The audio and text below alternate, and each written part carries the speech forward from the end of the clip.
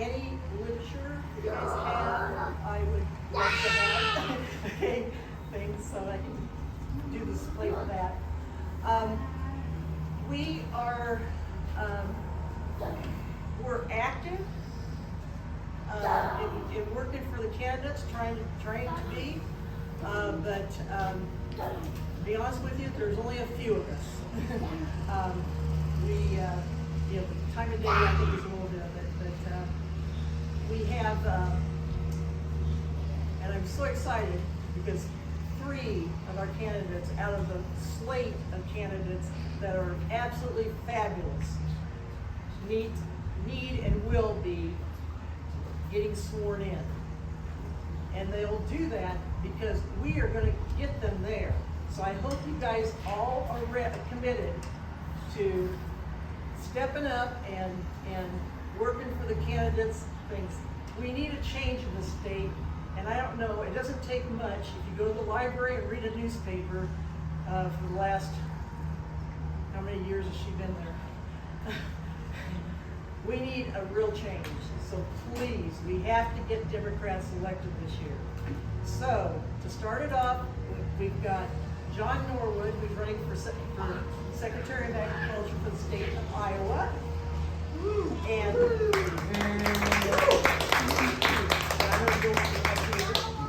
Brian Melton, who's running for Congress for House District Number 4.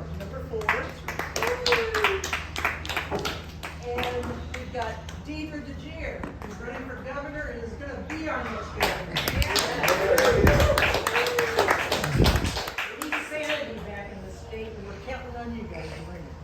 So I will let them go ahead. All right. And is it okay if I sit here and can everybody see me and hear me? Project for the people in the back. Project for the people in the back. And in fact, All right. Maybe move up there. Maybe I'll move up. Move up. Yeah. Doug's going to move up. Doug's going to move up. All right. Well, my name is John Norwood, and I'm from Central Iowa. I'm from West Des Moines. And gosh, today we've been, this is what, our third county, I think? We started bright and early, 8:30, and I think we'll finish at maybe around sundown. So, part of the effort, I think, to get out to rural Iowa and meet the people, because I think this is where the action is. This is where the races are won and lost. And Ryan's race in the 4th district, I think, is incredibly important for the people of the 4th district, and also because that's usually where the margin is between victory and defeat when it comes to winning statewide offices. And so that's one of the reasons why I'm here today, and I suspect it's one of the reasons why Dejear is here today, because we need to get out and we need to build trust and understanding with people. And so that's a little bit about the day so far.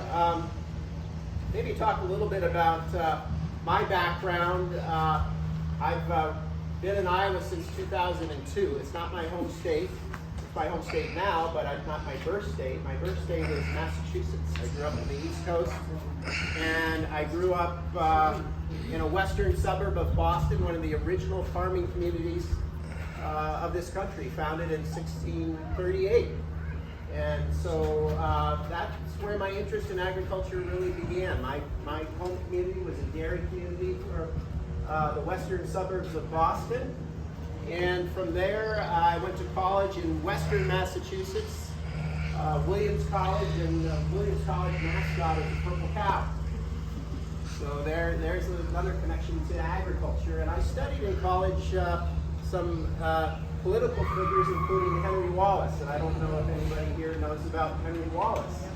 Our former Vice President, Henry A. Wallace, our former Vice President under FDR, and Agriculture Secretary and Secretary of Commerce, and really a foundation of a lot of our rural programs. The FSA was a brainchild of Henry Wallace, and a lot of the early soil conservation work was Wallace. So that was my junior year in college. I was studying Henry Wallace. And I went off to the Yale Forestry School after that. I spent some time working in Boston for a water agency and a wastewater provider. I went off to the West Coast after graduate school, and I spent 10 years in Silicon Valley area. I ran an agricultural land trust for about 4 years, working with cattle ranchers and grape growers and nut growers, and protecting the farmland from development, and also securing water rights. And you know what I really learned through all that experience, being on the East Coast and being on the West Coast, is if you want to get things done, you gotta understand people. You gotta meet people where they are. You gotta listen. We have 2 ears and 1 mouth. Something about 2 ears, so we get to do more listening than talking. And so that was really part of my experience. I would consider myself a Tip O'Neill style politician, a Democrat. If people who are over 50 understand that. Tip O'Neill was a political hero of mine, Speaker of the House during the Reagan years. And Tip said all politics is local. And I think that's true here in Iowa. That's true with agriculture. We've got 99 counties, and what we do here in Harrison County, there may be similarities to what happens up in Decorah, but Decorah is an entirely different place for Lee County. So we're a pretty big state. You learn that when you're on the campaign trail. So that's more about my background. Why am I running? I'm running because we have a tremendously productive system, and if we held up my sign over here, it says, thank you, Fred. It says, Iowa built to last. And we have a tremendously productive system, but it's not built to last. We see that in the water quality problems, 1 billion pounds of nitrates going down our rivers. We see it in the soil loss, 10 times the amount of soil loss annually than Mother Nature produces. We've lost 1/3 of our topsoil. And we even see it in our community decline. In our rural counties, 70 of our rural counties are in almost 70 are in population decline. Harrison County is a great example. When was the high water mark of Harrison County? Does anyone know? When did it have the highest population? It was a railroad town. And yes? 1900, you get a prize. Yeah, that's exactly right, 1900. And the productivity of the system as it's scaled, productivity means doing more with less, and so that includes less people. And so we have a system that almost by design, the way it's designed now, requires fewer and fewer people over time. And so if we just focus on the scale-based agriculture, we're going to continue to see depopulation loss, I fear. So what I'm about is building the Iowa to last, which includes several key concepts. One of the concepts is resilience. We need to have an agricultural system that is resilient. So whatever Mother Nature throws at us, the more severe weather, we are able to retain that soil. We're able to filter the water in a way that the system can still survive. We need a diverse system in terms of, we're really good at growing corn and beans, as Randy described, but the soil and the health of the soil requires more than that. And we don't have that designed into the system right now. So we have to figure out how to help people like Randy and his brothers and others, many others, who are operating farms to begin to diversify what's grown, and that includes market support. And we spent 50, 75 years supporting the development of corn and bean markets. We've done a really good job at that. But we need to begin to figure out what are the third and what are the fourth crops that we need to have for that soil health. How do we bring the animals back on the land? We've done a really good job at raising 50 million hogs per year in confinements, but we're not so good at, we've lost the art of having the animals running around out on the land. Why is that important? That's important for soil health. That's also important for community health. Somebody needs to manage those livestock. So that's potentially a job. The third theme in agriculture, I think, is the theme of inclusivity.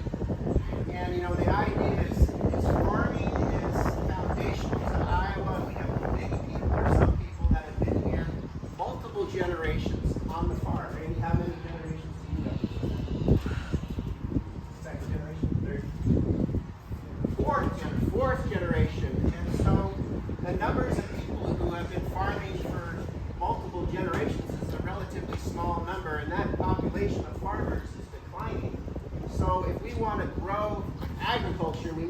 out how do we support farming at the mid-scale and how do we support it at small scale. And Dejear and I are up in Northeast Iowa. I've told this story now several times today. It's a good story. So how big was that farm that we saw? It was 3 acres and they farmed on 2.1. Yeah. So who would have thought that you could have a family farm on that kind of acreage? That was really kind of eye-opening. And most of it was indoor. It was hoop houses, and they ran those hoop houses 10 months out of the year. And that's in our from a climate perspective, that's one of the coldest places in Iowa. They could do that 10 months out of the year. So that begins, I think, to open up the idea that agriculture doesn't just have to be the large-scale corn and bean farming that we see getting bigger and bigger. So we got to think about that idea of inclusivity, and why can't we be the Silicon Valley of farming, food farming too? Anybody who wants to come from around the country or around the world to farm, why not make Iowa a great place to do that? And in the Des Moines, as an example, the Des Moines schools, we have kids from all over the world. We speak more than 100 languages. We have kids from Africa, many of the 43 African nations, and Southeast Asia. And what do we think a lot of those people were doing before they came to the United States? Well, a lot of them were farmers. In fact, I was at an event in West Des Moines, and I met a man who had recently, well, not recently, but had immigrated from Somalia.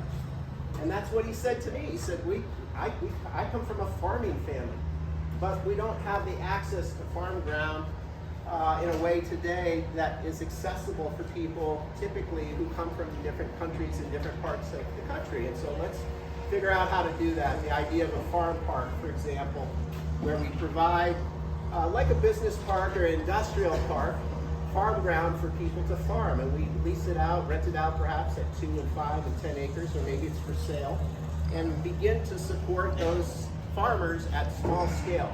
What else might they need in the farm park? Well, they might need housing, they might need electricity, they might need water, so they might need processing, they might need cold storage. So you get the idea. If we begin to think about farming as an economic activity, and the farmers are small business people, well gosh, we have one of the best regions in the world to grow food, and we do very little of that. We are so focused on the world market and delivering animal protein and fuel around the world, and that's important. We got to do that. That's $5 billion a year just on the fuel side.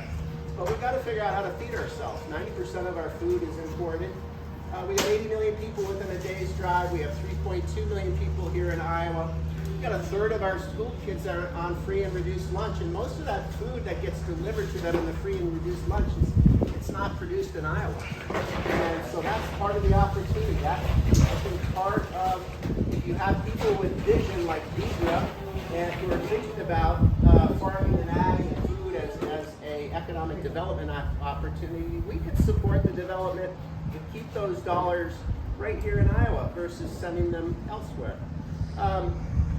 There's 3 drivers that are important, I think, that we have to keep our head around in terms of where is our farming going. And the first is climate change, and the second is changing consumer diets. Millennials are not eating the same things that we're eating, boomers and so forth, and so we have to pay attention to the plant-based proteins, for example, that millennials like, and the milk substitutes and so forth. And then the third is electrification. We have to pay attention to the fact that the world is moving towards electric vehicles, and this isn't something that we get to control.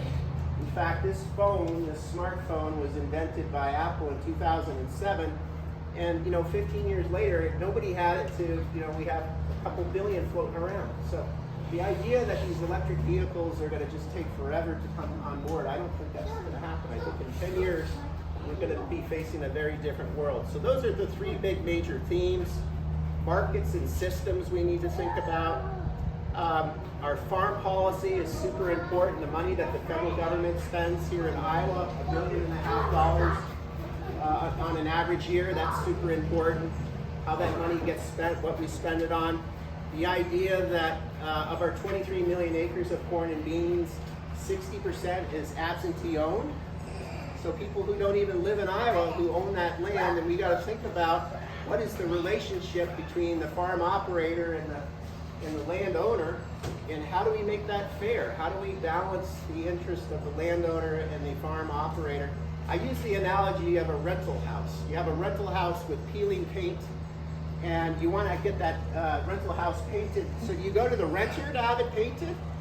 Typically not, I don't think, but in our farm policy we do, and we don't often talk to the landlord, the owner of the house, which doesn't make a whole lot of sense. So we've got to figure out, how do we encourage those conversations between the landowners and the farm operators around soil health and conservation and so forth.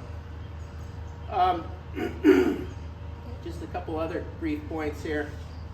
Carbon pipelines. We have carbon pipelines around here. Any carbon pipelines? They haven't done it yet. There are lots of Yeah. local opposition to it. Three counties north. Three counties north, yeah. So my position on carbon pipelines is there should not be any eminent domain in the realm of carbon pipelines, because they're not a public use. They're not a public road. They're not a utility.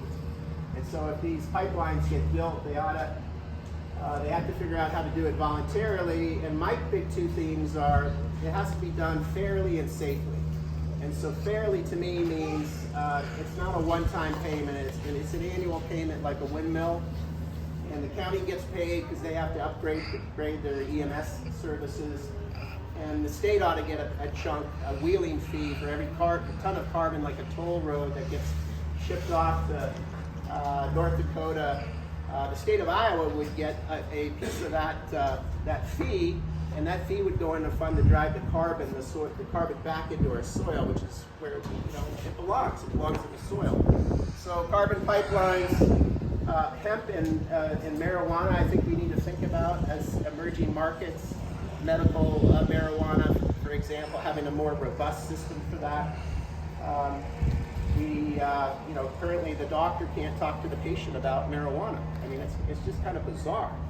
And in terms of recreational use, just in my informal discussions with people around the state, I would say 9 out of 10 Iowans seem to be supportive of full recreational use of marijuana. And I mean, do it in a way that's regulated and safe and legal, probably similar to alcohol.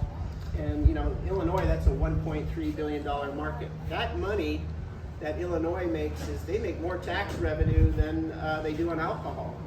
And you go look at places like Colorado that are using that money for schools and so forth. And so I think we should be thinking about, if we want to promote rural redevelopment and we want to promote, if we have school funding issues, that could tie into the hemp and the cannabis markets.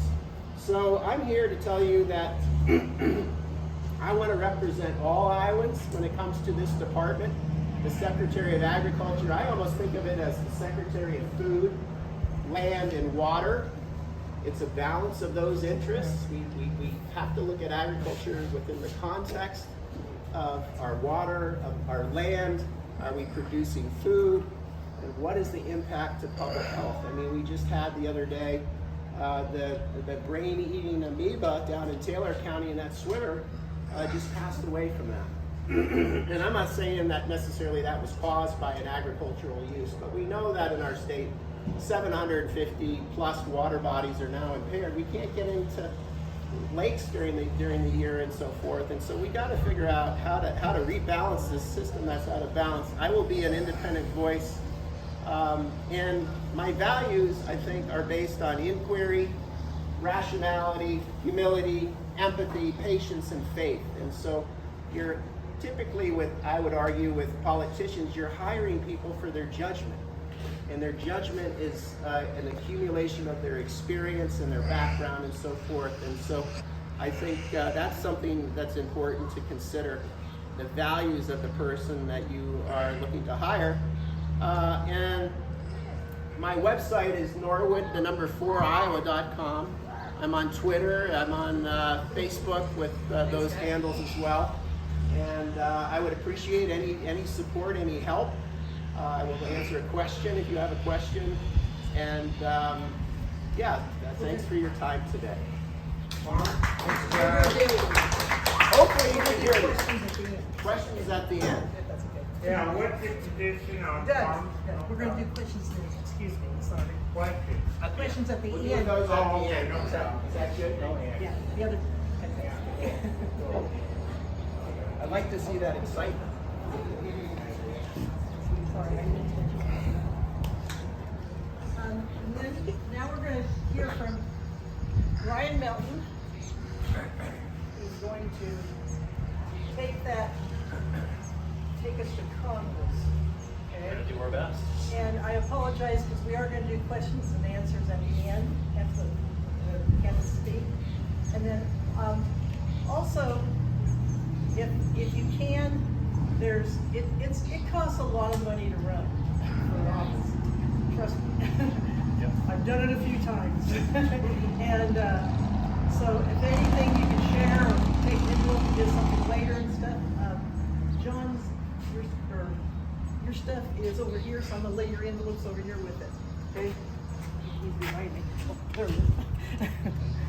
So, All right, well, thanks so much for coming out, to you all for coming out. That's my 3-year-old Lincoln. Usually what happens is as the day grows long, he grows louder. So I apologize. I'm running for the U.S. House here in the 4th District, doing my best to take the good fight to Congressman Teamstra. I'm a 37-year-old father of 2 boys, Lincoln age 3 and Nigel age 16. Originally from Omaha, Nebraska, but went to Iowa State University where I earned my bachelor's in history and political science. Then I went to Kansas University where I earned my master's in U.S. history. Currently run a team of 19 insurance professionals at a Fortune 100 company in central Iowa, but I live in Nevada where I work in Story County. Why did I decide to run? Well, JD announced that he wasn't going to run again mid last year. And at that point, my interest was more about figuring out who would run next, not thinking it would be me. But by January of this year, it became clear there was a real risk a Democrat wouldn't be on the ballot. In an age of Trumpism and anti-democracy, that was not a tenable option. So I decided to jump in to give the voters choice and to fight the good fight. Thank you. Beyond that, though, January 6th really changed the calculus for me. I've been asked to run for public office many times, but always had compelling reasons to turn it down with my work life and my family life. But January 6th really changed, in my opinion, just about everything. Being a master's degree holder in U.S. history, I don't probably even need to tell you how our nation was built on representative democracy. And our country used to believe that representative democracy was sacrosanct, that it wasn't up for debate, that it wasn't up for negotiation. But we're seeing an alarming situation right now where more and more of our most powerful people are outright telling us they don't care. They don't care about preserving our democratic institutions. And January 6th is a prime example of this. I am the one and only pro-democracy candidate in this race for the 4th District seat. And why is that? My opponent, Congressman Feenstra, was asked what his thoughts were regarding the January 6th insurrectionists, and he said out loud that they were just wonderful people that got carried away. He voted against the Trump impeachment, and he voted against the creation of the January 6th committee. As those committee hearings have continued, and it's become more and more clear that Donald Trump was directly involved in what happened that day, my opponent has not walked away from his support of Donald Trump. In fact, President Trump endorsed my opponent in early June, and my opponent has continued to tout that endorsement. So, democracy is on the line. And my opponent really amplifies the urgency there here in the 4th District. Obviously, I'm running the campaign through the prism of the needs of the 4th District. So I want to use our democratic institutions to solve for the problems that hold us back. The root or the driver of much of the issues here in the 4th District relates to population decline. We've seen massive population declines decade after decade after decade in our district. And why is that? Well, there's a number of reasons, and I'll get to those. But my opponent didn't seem to realize that until in the middle of his first term in Congress.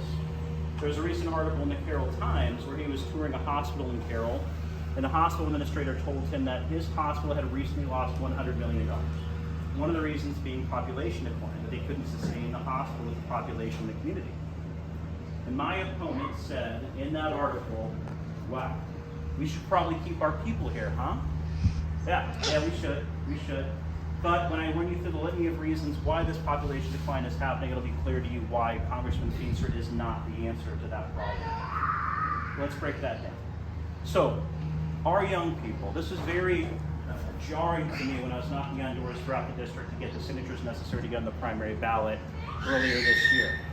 It was clear after knocking on the doors of parents and grandparents and aunts and uncles that they lamented over and over the fact that their family, their young family, would not stay. They were leaving the district and they were leaving the state. Why is that? We'll start off with child care and health care, right? So right now in the state of Iowa, we have a situation where hundreds of thousands of Iowans are living in child care deserts, where it's incredibly difficult to find affordable, accessible child care, right? The Republican answer to this is deregulation and regressive tax policy. My opponent wants to make the Trump tax cuts permanent, and he's a big fan of Governor Reynolds, who recently signed a flat tax bill, right? Experts in child care have told us point blank that if you curtail our ability to use tax base to solve for these problems, the problems will continue to get worse because we need ample funding to solve for these gaps, right? Beyond that, beyond tax policy that is not the answer, in fact amplifies the problem, we also have a governor that's toured across the state doing her part to convince us that we should pull public money out of public schools to fund private school vouchers. When we know full well that if you do that, you put our public schools on perilous ground. We already know what the impacts are if you have public schools that are not healthy in your town. If your public school closes, your town is much more likely to struggle to maintain viability long term. So that's another disincentive for our young people when trying to determine whether they have the infrastructure they need to build families, right?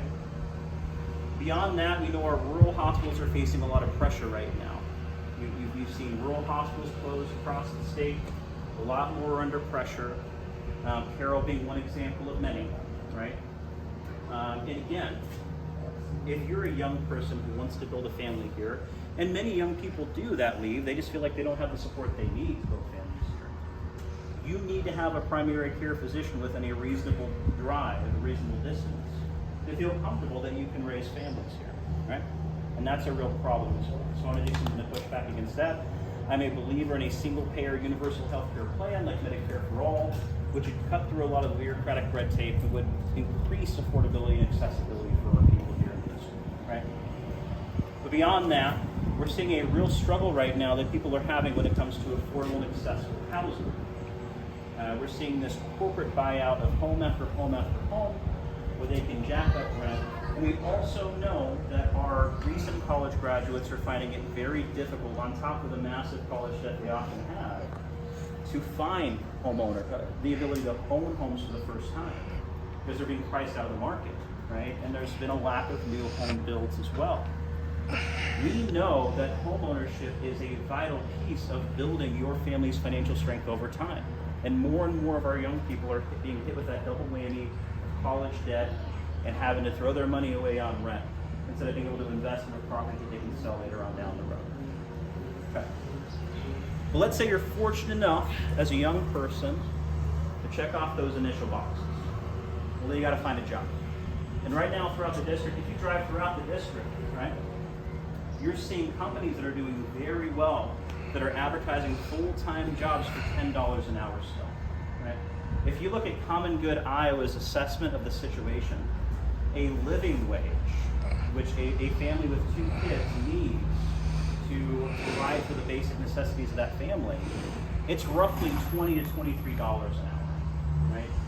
So we're well beyond the $15 an hour argument that we heard 4, 6, 8 years ago. And yet we still haven't seen the federal minimum wage budge past 7 change. So it's a real dire situation.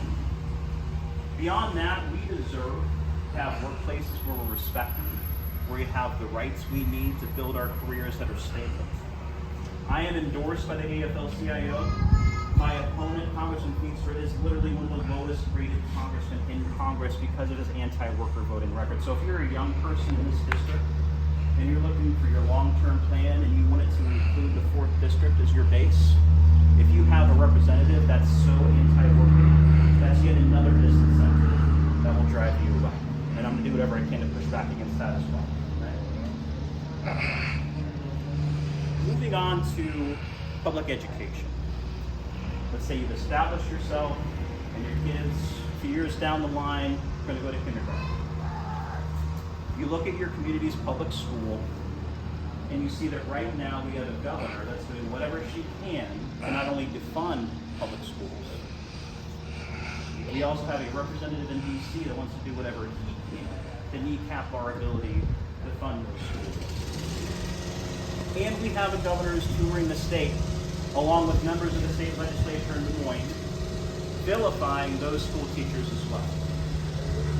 So we have, I don't know how long this guy will be here, but I'll speak up a little bit. That's okay. In addition to that, though, there was a recent survey done this year by the NEA, the National Education Association, and they found that over 50% of public educators are considering leaving early. Not only because of underpay, but because of the vilification they're getting from politicians. It's just not working. Right? I grew up in Omaha, Nebraska in poverty. I didn't have anyone in my immediate family that had graduated from college. And to me, it seemed like a foreign concept until I had a public school educator that went out of her way to lift me up and to build a vision for me that included college as a realistic option for me. If it wasn't for that public school teacher, I wouldn't be here today doing what I'm doing right now. Okay? Public schools are our great equalizer. We need to do whatever we can to prop up not just our public schools, but we need to be defending our public school teachers. We need to be funding them and entrusting them to make the decisions they need to make to run their classrooms. Okay?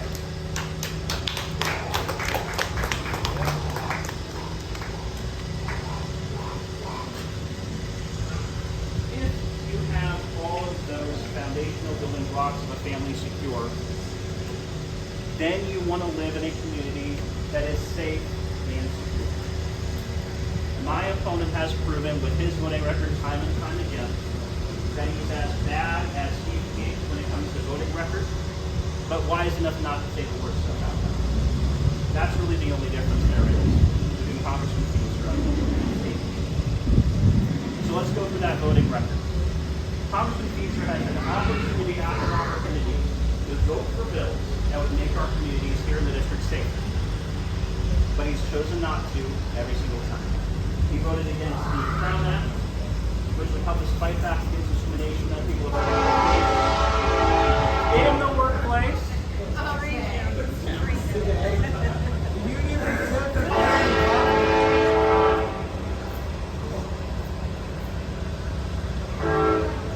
I think we're done now.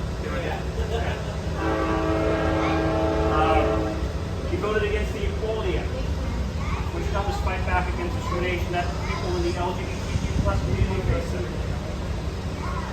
He voted against a bill that would simply remove Confederate statues from Capitol grounds. He voted against that. He celebrated the overturning of Roe v. Wade without an ounce of empathy for people in our district who, when they become pregnant, are going to live in a scarier world, where they will face real challenges with severe medical outcomes where they may not have any recourse. But my opponent wants to take it further than that. He has said out loud that he wants to push for a federal abortion ban.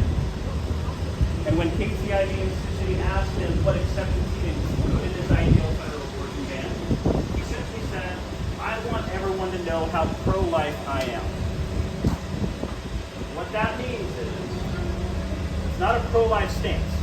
That's a pro-forced birth stance and a pro-acceptance of completely avoidable death. It's a scary situation. There's a lot at stake, and I'm going to do what I can to fight back against that. Beyond that, let's talk about gun safety. My opponent has had ample opportunity to sign or to vote yes on plenty of reasonable gun safety bills that would make our community safe. He's voted against every single one. When asked why, he says he does not want to inconvenience gun owners. Even though gun owners across the district have told me they are totally okay with being inconvenienced, as long as it makes their community safe. We also know we're an existential threat when it comes to climate change. And my opponent has written op-ed after op-ed showing us that he is not the answer to that problem either. He wrote a recent op-ed that told us that fossil fuels were our future. There was no way to escape it. And even if everyone had electric vehicles, the electric grid is still fueled by coal and oil anyway, so there's no escape, no reason to even try. Well, if you look at that op-ed word for word, you will see plenty of advocacy for big oil, but no mention of solar power or wind energy. Not a single mention. Considering who bankrolls this campaign, that is not a surprise. He is clearly not the answer to the safe and secure. All right. Carbon capture pipelines, as John talked about. Hey, buddy. Hi. I have been against carbon capture pipelines since day one. We have corporations right now in Iowa that are trying to use the Iowa Utilities Board to allow them to use eminent domain to take people's land away to line the pockets of corporations for a failed technology that's been proven to be a money dump, and that will endanger our communities with the constant risk of a pipeline fracture. In rural Iowa, where we don't have the emergency management systems in place to help us avoid the worst outcomes of that. Okay? The final thing I'll say on is that say on security and safety in our communities is this. So inflation has been a big topic of discussion, and for good reason, right? People on the ground are paying more for things, and the Republican Party is doing whatever they can to keep this inflationary narrative alive as long as they can without providing any solutions to the problem. It seems to be like pretty much every tweet, maybe like 85% of the tweets of my opponent and others on the Republican side tweet about is inflation, but no solution. My opponent had a bill on his desk that would allow us to hold price gougers accountable. He voted against it, right? Even if there wasn't price gouging, which it seems pretty clear there is at this point, the fact that he doesn't even want to hold price gougers accountable shows you how much they want to maintain and preserve this inflationary narrative for their own purposes, instead of offering solutions that help us on the ground. So I want to do what I can to propose real solutions to this problem, right? We know, all you have to do is turn on CNBC and hear corporate heads of oil and energy companies tell us that their pricing decisions are primarily driven not by the needs of the people on the ground, but by their board of directors and shareholders. We know that the oil companies are seeing massive profit right now, taking advantage of the inflationary narrative.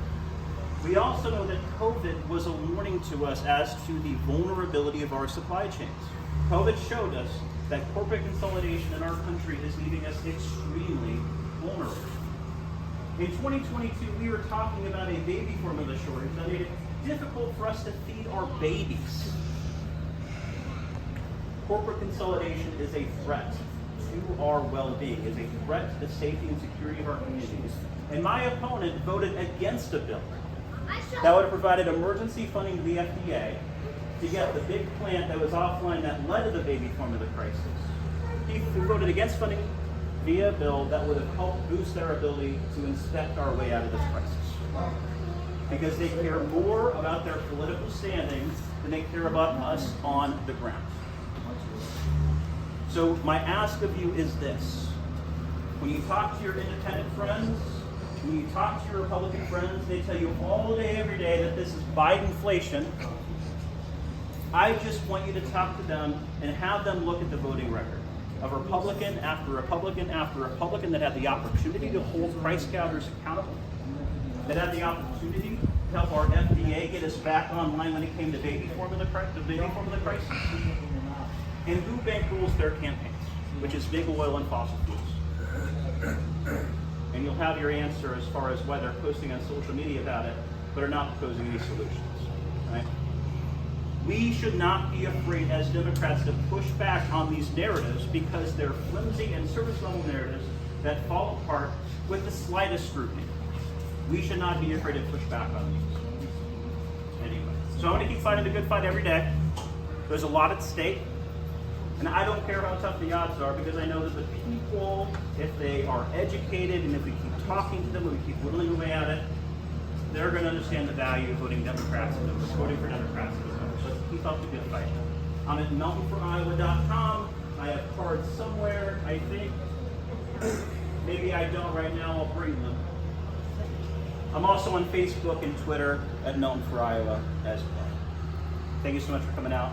Spread the good word. Thank you. There you go.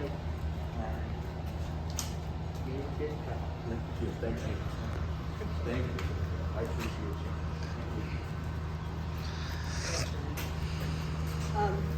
Yeah, we're going to have Dejear as I set our next governor. And I'm not joking about that.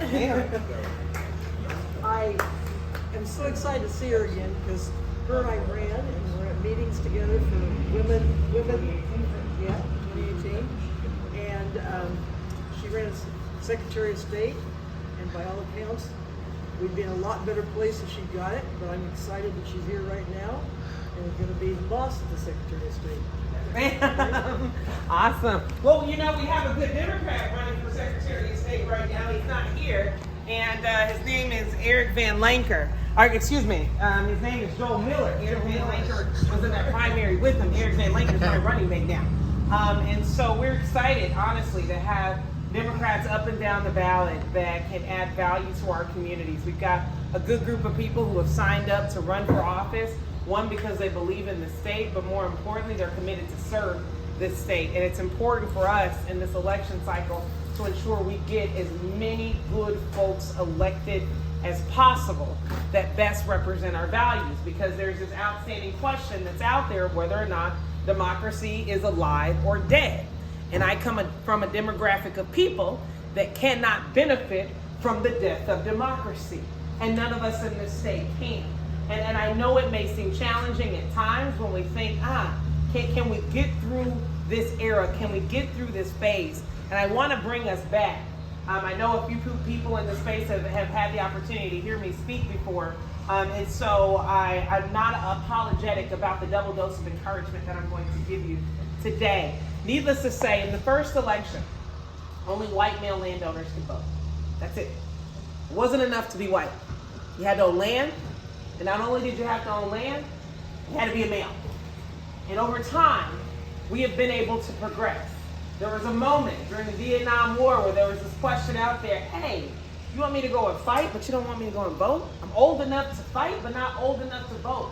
And we were able to expand the privileges and the opportunity for people to vote at the age of 18. When we go back to the women's suffragette movement, when women were on the front lines asking for their voice to be a part of the equation, that fight was a big one. And we were able to expand voting rights to women when we look at what happened with the voting rights of 1965, and during a time where blacks couldn't vote, but that allowed folks the opportunity to exercise their right to vote. In the beginning, it might have been daunting related to who had a voice, but now it is ever more clear about who has that voice. And we have to make sure in these moments that we're holding the vote and ensuring that everybody has this access to life, liberty, and happiness. Voting is just part of the equation, but there's so many parts that are missing. I'm a small business owner, and I started my business when I was an undergrad at Drake University. I started that business to help other businesses get started. Not only did I start a business, but I also started a nonprofit. And those pathways were made available to me, and I, in turn, was able to help my community. We were able to help more than 25,000 folks related to financial education and economic development. We were able to help more than 1,000 businesses as well over time, including during this pandemic. Imagine if those pathways for me to start my business weren't there. Imagine if those pathways for me to start my nonprofit weren't there. Then that means those 25,000 folks, those additional 1,000 businesses would have never had the opportunity to get access to the services that I offer. The unfortunate part about this is that it's less about me starting my business. It's less about a nonprofit. The pathways are getting smaller and smaller for most folks across the state to access life, liberty, and happiness. We talk about access to education. A strong public school system is in question right now underneath this leadership. Access to health care that doesn't bankrupt you, health care that gives you the opportunity to retire and you can still live on the other side of retirement, because that health insurance is going to ensure that you stay living. Access to mental health care services are in question. The economic vitality of our communities around us are in question. I wasn't mad when this guy over here turned up his machine, because that's a worker over there. That means somebody's making money. Somebody's taking it home, benefiting their families, benefiting their communities. Unfortunately, we got to fill 100,000 jobs in this state right now, nearly 100,000 jobs. And we don't have leadership that's giving us real solutions related to how we do that. I'll tell you why we don't have leadership who's willing to give us real solutions. Because we just had a session. We just had a session between January and it ended in May. And during that session, they had a great deal of months to address our workforce crisis, our skills gap, our labor shortage. And what did they do at the time? They said, in fact, our governor said, people are in hammocks. They're lazy. They don't want to get back to work. You got 26 hours of unemployment, we're just going to cut that in half so you can get back to work. Well, newsflash, nobody's getting back to work because you just cut unemployment hours in half. Here is another solution. Hey, you all worried about your taxes? We're going to pass a flat tax rate. A flat tax rate. You know what that did? Nothing. Nothing to address our education system today. Nothing to address our mental health care shortages today. Nothing to get people back to work today. In fact, that 4% flat tax, a third of Iowans won't even experience any difference. Any difference because they don't pay the taxes at all anyways. The top 1% is going to get about $5,000 a month 4 years from now. But everybody else is going to get $50, $55 4 years from now a month. What does $50, $55 4 years from now do to our education system? Does it do anything? No. No. But what does it do to our healthcare system? Nothing. What does it do to our environment? What does it do to clean our airways? What does it do to increase access to early childhood education and get more child care providers? Absolutely nothing. But this is what it does do. It does line the pockets of this current leadership. Now, I'm not going to hate on her hustle. Whatever she wants to do, she can do, but she can't do it at the expense of people. That is the critical flaw in this whole equation. Her focus is not on you all as Iowans, because the evidence is out there. Our students are graduating from high school in communities like this, vowing never to come back. The evidence is out there when folks are waiting 6 and 8 months to access mental health care services. The evidence is out there when folks are going bankrupt after a doctor's appointment. We see the damage being caused all around us, and we need leadership with the willpower to do something about it. This isn't the election cycle with extravagant campaign headlines. This isn't the campaign cycle where we do the most innovative thing to move you all to vote. This is the most basic we've ever been, folks, that I can remember. And it's becoming that it is the most basic because we are home of the Iowa Basic Skills Test. So we got to be good at basics. But this leadership shows that we aren't, because we used to be number one in education as early as 2019. Now we're 18, 19, 20 on the list. And when our leadership has the opportunity to do something basic, like invest in our education system, she passes on the opportunity. Let me make this a little bit more relative to you all right now, because everybody's hot. Imagine in March that you found out your air conditioner unit wasn't working, whether it was a window unit or you had central air. Say, just gonna let it fall by the wayside. We don't need any air. It's March. I'll just raise my window up and get this real good breeze. Then come today. You wish you had that air conditioner. You wish you had invested in something that doesn't give you discomfort. That's where we are with so many of our systems, because they are starving them. And the moment in which we need to tap into them and use them, we can't, because they're flawed. A pandemic was inevitable. Another recession is inevitable. But we need leadership that has the strength to look a little bit farther than 2 feet in front of her.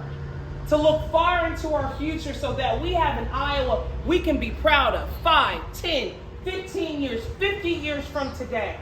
The reason I stand here today, good people, is not because I'm the smartest cookie in the cookie box. Wherever you get cookies from these days. I think you can tell I'm not eating Jar. cookies. I'm trying to be good. I'm trying to be good, not eat cookies. But what I will say is that I'm here because of the folks who have come before me. The folks who have fought these battles that we find ourselves fighting right now. And if we are to honor the work and the dedication that they have put into our progress, then we do that in these moments. Because 25, 50 years from now, young Lincoln, who just left us, be like, I remember being at a park making a lot of noise. I don't remember what was being talked about. My daddy told me I was loud. But here we are with some problems, and I want to fix them. Lincoln will be able to look on 2022 and say, there were some people that were doing something about the issues. There were some people that were doing something about the challenges. Democracy is alive, folks. And Coretta Scott King said, this fight for freedom is never really won. We fight for it, we earn it, and we win it at every generation. This is our time. The work that we put in now will help not only this state grow, but future generations. That's the moment where we're at, and I'm sorry, it's not extremely extravagant. Sorry, it's basic. But it's the basic work that we need to accomplish to move this state forward. And we know that our state, we know that Iowa is worth the work. But we have a governor right now who's not so invested in this state. Now, we don't have to call her out of her name or do anything of the sort. But we can do one thing. One thing that was given to us, and in fact, our founders reminded us in our state constitution, in the political power section. It says at the top, all political power is inherent in the people. And you all are the people. So rather than fight the battle on Facebook, rather than fight the battle in our family circles or in the break rooms, we can fight the battle at the ballot box, where it was originally intended. That fight that was earned over time by so many different demographics of people, that value that we all hold dear, but sometimes we take for granted, that's what's key in these moments. And I know y'all are here because y'all believe in your vote. You believe in your voice. But man, there's some folks out there who don't, and we know who they are. And we know why they don't believe in their voice. We know why they don't believe in their vote. But the only way that they will participate is because of you. So I'm asking you all to show up for us. Not just today. Show up for us when we're not looking. Show up for us when you're annoyed about what's going on in your community. And this is how I want you to show up. There's some things that we often talk about related to our path to victory. And sometimes we may feel like, especially in some of our rural counties, when we're not getting all the wins that we want, that perhaps we're done. Perhaps there's not a road to progress. But I want to remind us of what we're capable of by showing you all in this county what you've been able to accomplish in Mills. So in 2018, Kim Reynolds won with 50.3% of the vote. It's about 37,000 votes. And I like to show counties what they've done in the past because that's the evidence. That's the quantifiable evidence that you cannot dispute despite what any news outlet says. And so amongst Democrats, let's see how y'all did in Mills County. 65. Oh, well, excuse me. Oh my gosh. I'm like, why am I reading this? It's been a long day. It's been a long day. I'm pulling up. Yeah, I the think wrong- Mills is hold on, just a had second. bigger than us. Yeah, I've got the wrong one in this document. Oops. What? That's why I'm reading Mills. That's why I'm reading Mills. Oh, this is my card. We're gonna talk about this later. But I'm gonna pull up this real quick. But as I pull it up, across the state, 18 to 34-year-olds, less than half of 18 to 34-year-olds showed up in 2018. And I know we can do a whole lot better than less than half of 18 to 34-year-olds showing up. Communities of color, less than half of those communities showed up. And then when we look at our independents, less than half of those groups showed up in our communities. And I know, again, we can do better than that. Why? Because we have done better than that. And the reason why I also know that we can do better than that is because we have you all to help us in this process. You all know 18 to 34-year-olds. May not know a whole lot, but you know some. And if we can shrink the margins in your county and show these 18 to 34-year-olds that there is a road to progress, that their vote is as much a part of the process as anybody else, that's going to help us.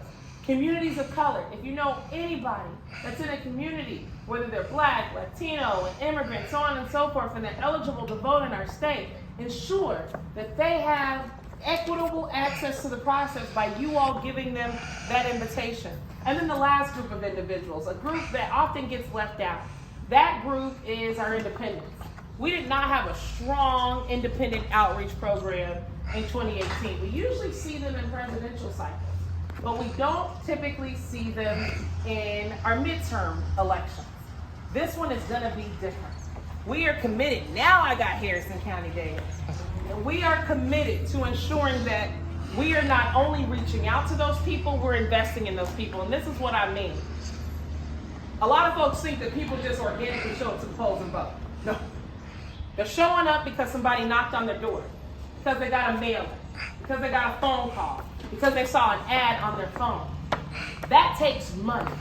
That takes time. That takes investment. We're investing in those communities. Not only are we investing in 18 to 34-year-olds, not only are we investing in independents, not only are we investing in community college, we're also investing in our rural communities because there is room for growth here. Now I've got the good data. Look at y'all. This is better than this. Okay, so Democrats. 73% of Democrats showed up in Harrison County. That is something to be proud of. That is something to be proud of. Your counterparts, Republicans, 76%, not too shabby, not too shabby. Now, when we look at the Democrats, 73%, where's our room for growth? We go to 18 to 24-year-olds, 45%. We could beef that up a little bit. Let's go to 25 to 34-year-olds. You all are actually tracking a little bit better than some of our other counties here, 54%. But there's still a little room for growth. Now, guess who's showing out? 50 to 64-year-olds, 78%. That's good. 65 plus, 82%. That's really good. So the focus in this county, 18 to 34-year-olds. Let's keep those folks in mind. Then we go to no party. 50% of no parties showed up. And you can imagine where the lowest turnout in that group was, 18 to 34-year-olds. So I know sometimes we're like, we need you to win, we need you to win. Well, I need you to be your best. You may not win this county overall for Dennis, but if you can beat your best in the last 2018 cycle, that is a win. That's where we all need you to put in the work, right? You know, we're gonna give you van lists. You're gonna be knocking doors, you're gonna be making phone calls.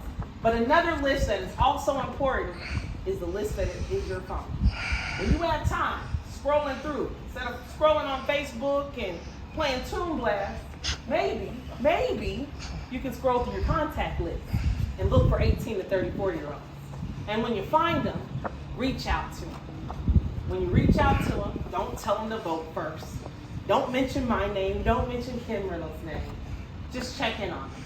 Because we know all across the state over the last 2 years, we've experienced loss, we've experienced uncertainty. It has been incredibly challenging. And some people think that they're by themselves, that they're the only ones struggling to make ends meet, that they're the only ones that can't get access to a mental health care appointment. And more times than not, they think it's their fault. Because of you, they will know that they're not alone, that their issues are not their fault, that the pathway not being there is impeding on their ability to succeed. Those are the core components of winning this election cycle, folks. We don't have to focus on the other side. We don't have to continue to bust our butts to prove them wrong. Not with our voice to them. We prove them wrong with our actions by engaging the individuals who need to be empowered in this election cycle. I'm running because there's a strong path for us to be successful, not just in 4 years, but for years and years to come. And from my vantage point, there's a path. we might as well. We might as well. Why? Because Iowa's worth its work. And we need a governor who's willing to put in the work. I'm going to hush now and see if y'all have any questions.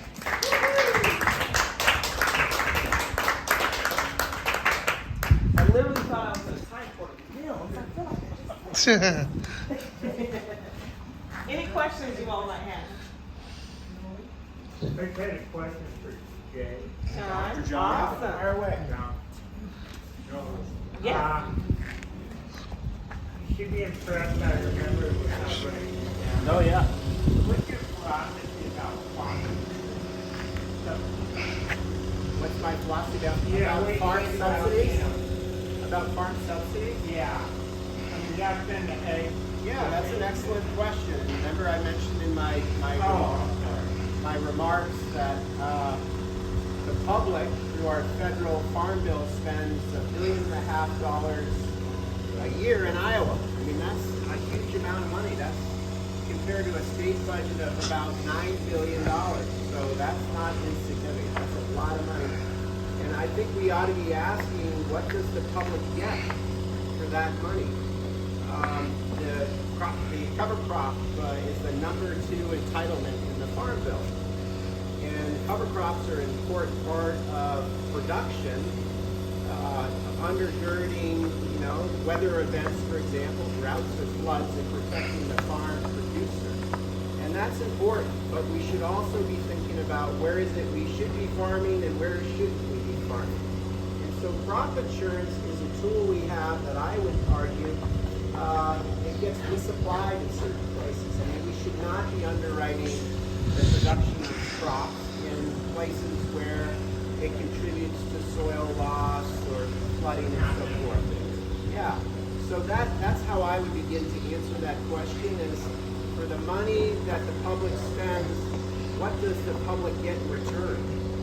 And what is the expectation? I mean, what would be reasonable for the public to expect? And it has to go with Iowa Built to Last when I'm thinking about it. We should be providing support that helps with the sustainability and the growth of the state. And so we don't want to be spending money in a way that's going to undercut soil loss, soil health, water quality. You would study how it's being used. You would study how it's being used. Yeah, I would pay attention to how it's being used and work very closely with Ryan in Congress, because it's Ryan and his colleagues in particular that get to decide what are the rules for how the money gets spent. And so Congress is one of the key decision-making Not a bodies. big part of USDA bill money yet. Yeah, well, the USDA is then is on the execution, the administration of giving out the money, but Congress typically writes with broad strokes, says, hey, USDA, this is, these are our rules for spending the money. And then USDA has to write some rules typically at a finer level. But does that answer your question? Yeah. That's an excellent question. If I can add something to that. So historically, if you harken back to the mid-1900s, right, our farm policy from Congress in Washington, D.C. was much more catered to the farmers on the ground than the corporate interests, right? If you Google parity pricing, right, so we had things like parity pricing and a number of other controls in place that made it so that a family farm had a much better chance of surviving on the farm, right? As the decades went along into the late 1900s, you had more corporate interests begin to write these bills, or influence the writing of these farm policy bills, that led to a big loss of our family farmers off the land because the debt continued to accrue, but they didn't have the supports in place to protect them and their financial interests, right? Which has led to this amplification of the consolidation of ownership, the corporate ag, exactly, right?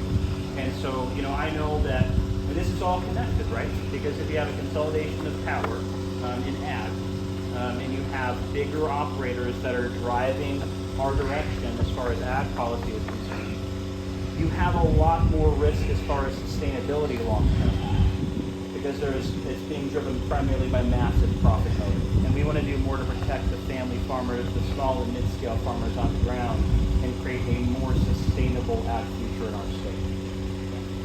Thank you. county level. I mean, the only thing that I will add is that we cannot rely on the USDA to fit the bill for the agricultural vitality and future of our state. And we also have to put taxpayer dollars to use and have some strong economic development plans on the state side that bolster, especially those small farmers, getting them engaged in the process, and also support the sustainability of agriculture in the long haul. You know, the USDA is more of a national appeal. And we can take what's happening there and implement it in ways that's going to benefit Iowa the best. That's how we have to think about that. Not them necessarily dictating the future of our state with those resources, but how we can utilize those resources to sustain the future we want in Iowa. Yeah, thank you. The legalization of marijuana for you, right? Because I don't think for you on your sense of legalization of marijuana. Yeah, I'm 100% in support of marijuana legalization for a lot of reasons. So John has talked a lot about this in the campaign trail, where, you know, in Illinois, for example, our neighbor to the east, they've legalized marijuana, and they've seen a massive increase in tax revenue that they can use to make their state better, right? But beyond that, we have so many people whose lives are being hindered from marijuana convictions. And it's holding them back from building careers and having the lives they deserve to have, right? I want to do my part to help create communities that thrive. And the fact of the matter is this, John has said that 9 out of the 10 people he speaks to on the campaign trail are for legalization because it just makes sense. It makes sense, right? I want to build communities that thrive long term. And many Iowans use marijuana, either medically or recreationally. Right? It's very commonplace. But what you see here is, if you look at the stats, beyond the economic benefit and beyond maybe even expunging record of conviction to help lift that burden off of people here in Iowa, this is also a civil rights issue in a way too, because you have really gross disparity as far as who's penalized for marijuana use. Study after study after study shows that white people use marijuana at the same rates as black and brown people, but black and brown people are criminalized up to 7 times more for that usage. Yep. Right? It also puts our law enforcement in a bad position. They should not be having to spend any time searching people, prosecuting people for this. It's a waste of time. It puts them in danger. It puts our people in danger. There's a lot of benefit that would come from marijuana legalization and a lot of harm that would be reduced and eliminated. And beyond that, if you legalize marijuana and you allow for legal regulated dispensaries, you know if your marijuana is clean. If you don't do that, people are still going to use marijuana. They're still going to buy it.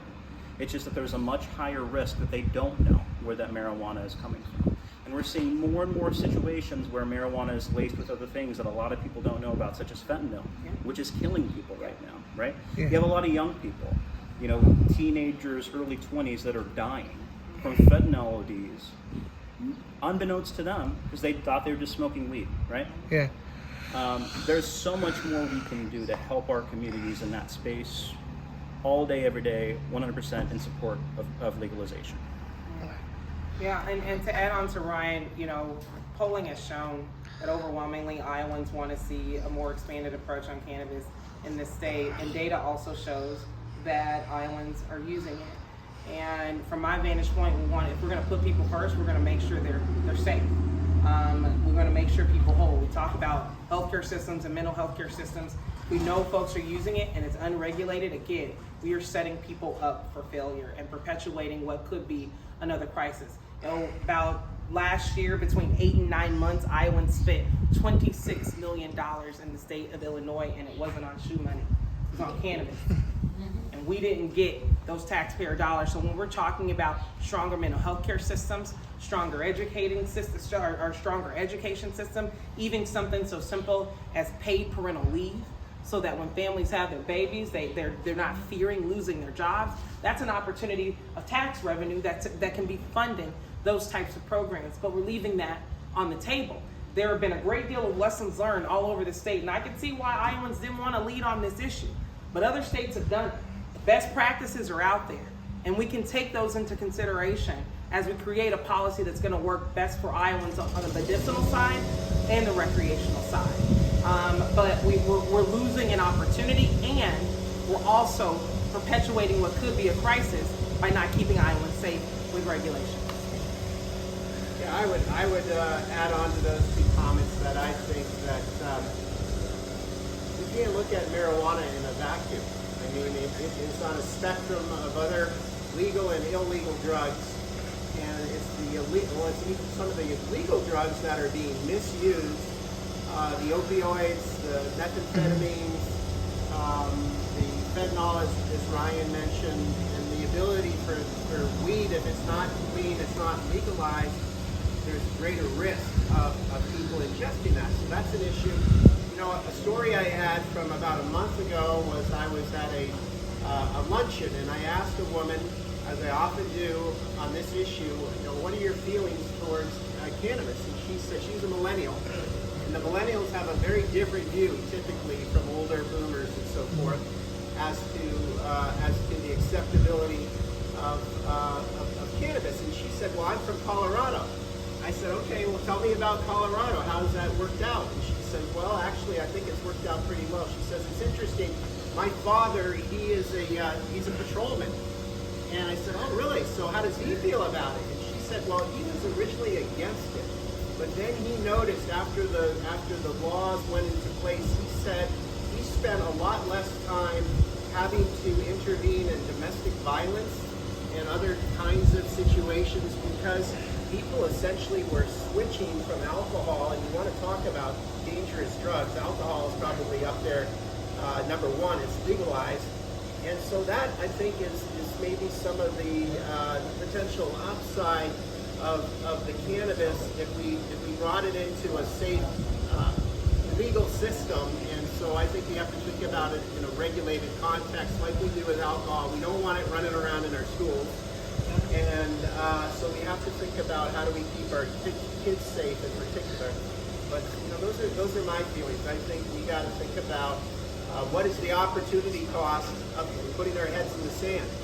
And it's costing us money. It's costing us the health of our citizenry. We have a lot of people locked up that probably we could find other forms of treatment. And so I think it's time for a change. It's not up to me. That's a legislative decision. That's a decision that Dejear may have to weigh in on, and but I would hope that the legislature and the governor would take a closer look at the future with respect to that subject. Thank you. So, to be fair, I've got something for each one of you. Sure. First of all, Ryan mentioned something, and I think it's will be more also important to you to have a business consolidation. Comes from the family farm. 4 generations on both sides. When I talk about farmers in Iowa, I'm not talking about capital. I'm talking about somebody who's operating a massive big business. Farmer in Iowa is the only part of the country that cannot set his own price. And what we're seeing, commodity prices are good. We're here for training. We're getting broke by, again, what's wrong? Fertilizer, seed, and farmers are going to do well. And what we get. Second issue is family farm succession, which is a long conversation, right? Love to hear you talk. I really apologize for the distraction. That's okay. No, I mean, That's okay. somebody's got to pump the Feenstra out at some point. You're right. Like, I think that's a new commercial idea. yeah, there we go. Appreciate your thoughts, following on Facebook. Thank you so much. My inspiration. So, I'm a foreigner here. I'm from Melton County. You're not a foreigner. I'm Your neighbor. born with Harrison. You're a neighbor. He came up and spoke to us at the library in Honolulu. And I walked away and I did 2 things. hit act blue. But then I went out and I bought a flagpole for my house. And I bought an Iowa flag. And the motto of the state, our liberties we prize and our rights we will maintain. And I work at the current occupant there, has no idea what that means, nor does the legislature. That's what we have done. And so, whether it's parents teach, why you did that too, I did act blue again. I appreciate that. I appreciate that. Yeah. Thank you. Appreciate it. Absolutely. Well, one point, just real quick. I just want you to know that I didn't miss this. You know, as far as farmers on the ground not having price control, right?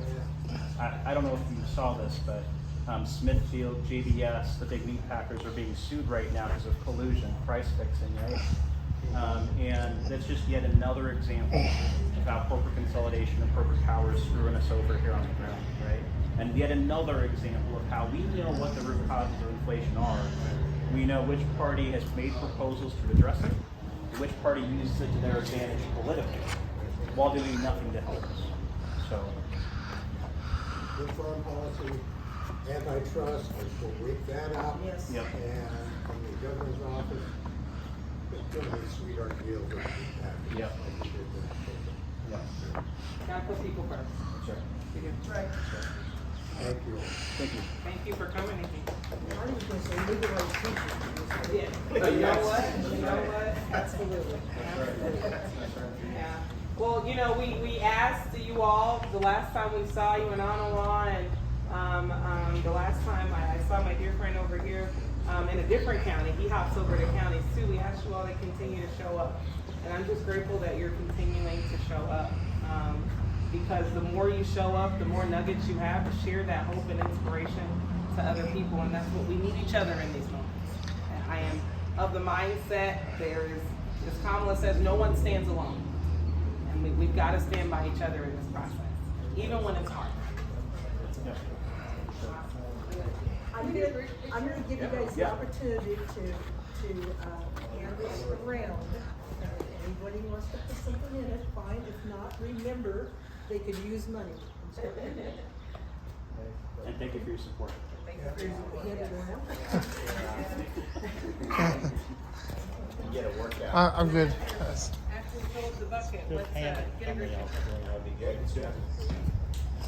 Do y'all want to come up for a picture? Please. Yeah. Okay. Because we usually have